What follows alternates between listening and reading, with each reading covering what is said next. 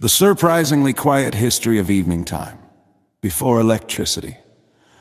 Today, evenings are full of activity. People watch television, use phones, browse the internet, and keep lights on late into the night. However, for most of human history, evenings were much quieter and slower. Before electricity existed, darkness arrived quickly after sunset. When the sun disappeared, the world became dim and calm. This changed how people lived their evenings. Sunset was a daily signal. For thousands of years, the setting sun acted like a natural clock. When the sky began turning orange and red, people knew their day was almost finished. Farmers stopped working in fields. Merchants began closing their market stalls. Travelers searched for a place to rest. The light slowly faded. Without artificial lighting, most activities became difficult. Reading was hard, writing was hard, or many kinds of work simply stopped. So people adapted to a slower evening routine. The importance of fire. One of the most important parts of evening life was the fire. Inside homes, families gathered around small fires or hearths. The fire provided warmth, light, and a place to cook food. But the light from fire was weak compared to modern lighting. It illuminated only a small area. Beyond that small circle of light, the room remained dark. This meant families stayed close together. They talked quietly, repaired tools, or prepared simple meals. Candles and oil lamps. Some households used candles or oil lamps. However, these were not always cheap. Candles made from beeswax were valuable. Oil lamps required fuel like animal fat or plant oil. Because of this, people used them carefully. A candle might be lit only for a short time. Often families tried to finish important tasks quickly before blowing the candle out. The goal was to save light for another evening. Quiet conversations. Evenings often became a time for conversation. After long days of work, families sat together and shared stories. Parents told children about past events. Grandparents shared memories from earlier years. Neighbors sometimes visited each other and exchanged news. These conversations were simple and unhurried. No one rushed. There were no notifications, no loud devices, and no bright screens. Just quiet voices and dim light. Simple evening activities. People also filled evenings with small, practical tasks. Some common evening activities included repairing clothing, sharpening tools, preparing food for the next day, weaving baskets or fabric. These tasks did not require bright light. They could be done slowly beside the fire. They were repeated night after night. Listening to the night.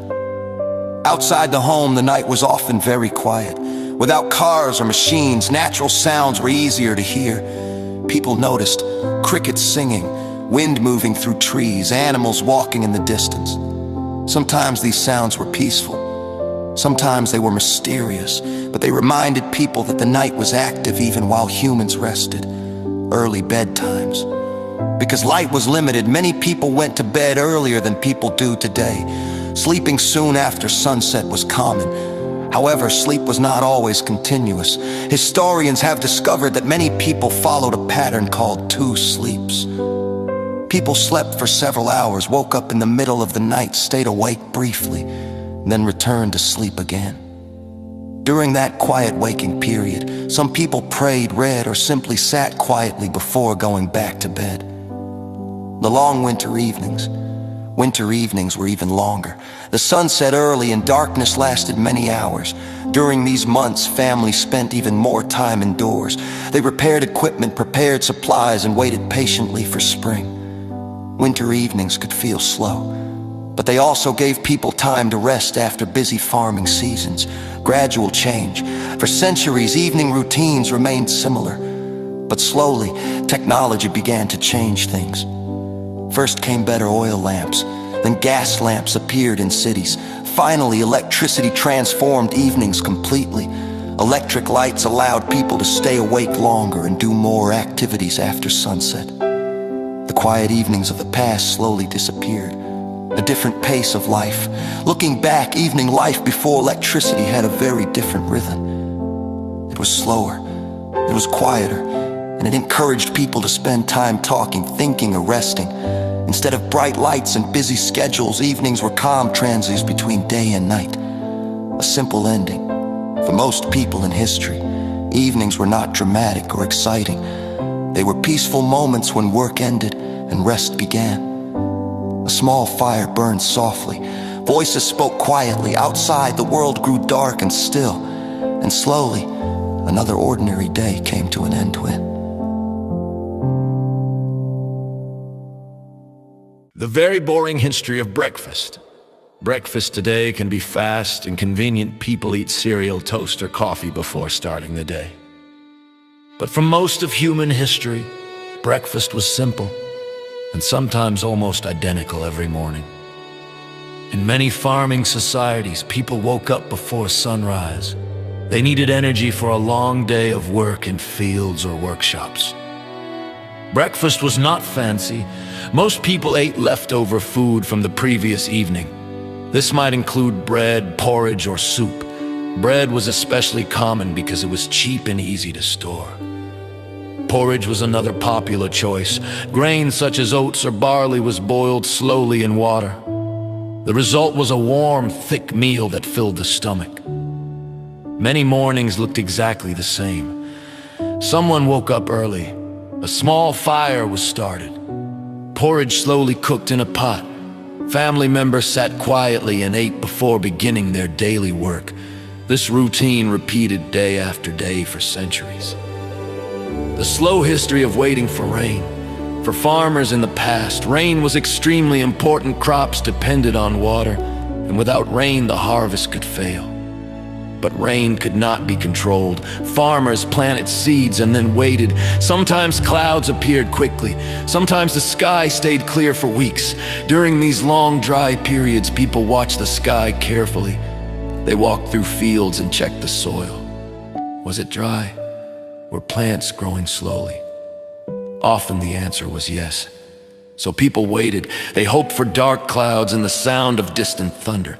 When rain finally arrived, it could feel like a huge relief. But before that moment, there were many quiet days of simply waiting. 3. The quiet history of sweeping floors. Keeping homes clean has always been part of daily life. Long ago, floors were often made of packed dirt or rough wood. Dust, dirt, and bits of straw collected easily.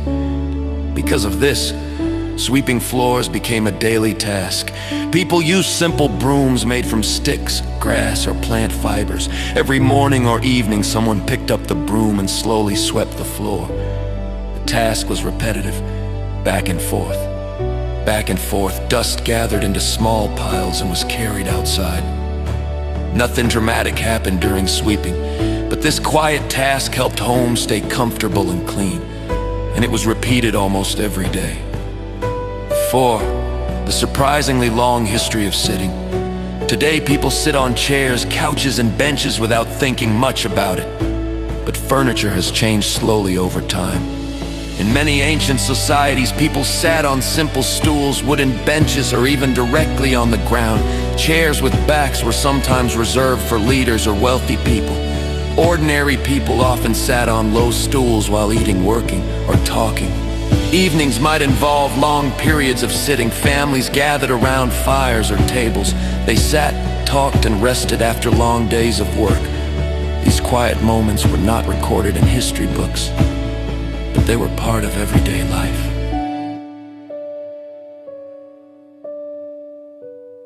The very slow history of carrying things. Today, carrying things is usually easy. People use cars, delivery services, trucks, and machines. But for most of human history, moving objects from one place to another required something much simpler. People carried things themselves, and they did it every single day. The first carriers, long before cities existed, early humans moved constantly.